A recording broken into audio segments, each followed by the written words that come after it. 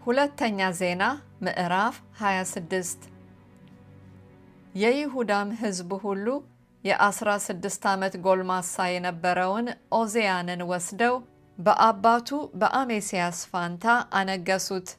ንጉሡም ከአባቶቹ ጋር ካንቀላፋ በኋላ ኦዜያን ኤላትን ሠራ፣ ወደ ይሁዳም መለሳት። ኦዜያንም መንገሥ በጀመረ ጊዜ የ16 ዓመት ጎልማሳ ነበረ። በኢየሩሳሌምም 52 ዓመት ነገሰ። እናቱም ይኮልያ የተባለች የኢየሩሳሌም ሴት ነበረች። አባቱም አሜስያስ እንዳደረገው ሁሉ በእግዚአብሔር ፊት ቅን ነገር አደረገ። እግዚአብሔርንም መፍራት ባስተማረ በዘካርያስ ዘመን እግዚአብሔርን ይፈልግ ዘንድ ልብ አደረገ።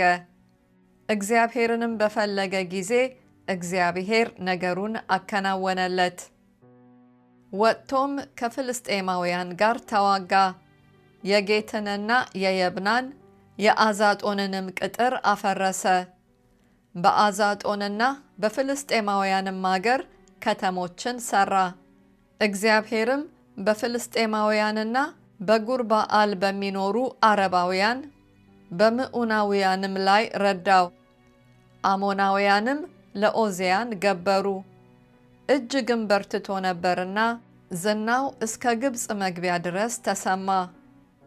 ኦዜያንም በኢየሩሳሌም በማዕዘኑ በርና በሸለቆው በር ቅጥሩም በዞረበት ማዕዘን አጠገብ ግንቦችን ሰርቶ መሸጋቸው። ብዙም እንስሶች ነበሩትና በምድረ በዳውና በቆላው በደጋውም ግንብ ሠራ። ብዙ ጉድጓድም ማሰ።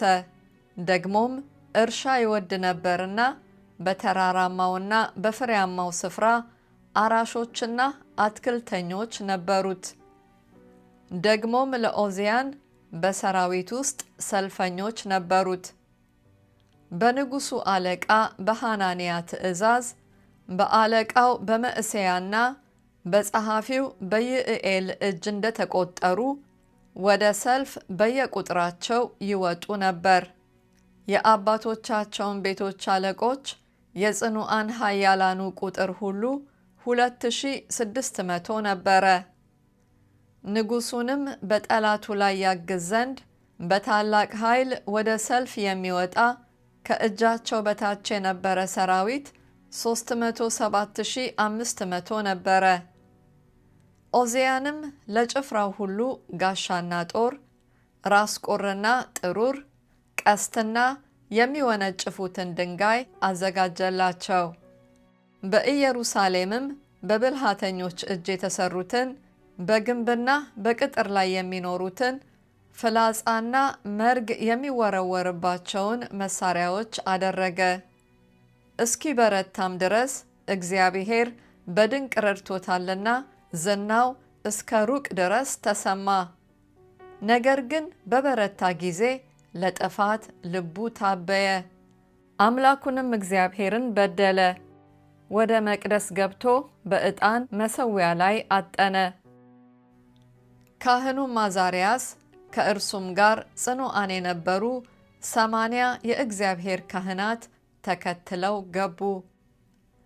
ንጉሡንም ኦዜያንን እየተቃወሙ ኦዜያን ሆይ ዕጣን ማጠን የተቀደሱት የአሮን ልጆች የካህናቱ ሹመት ነው እንጂ ለእግዚአብሔር ታጥን ዘንድ ለአንተ አይገባህም።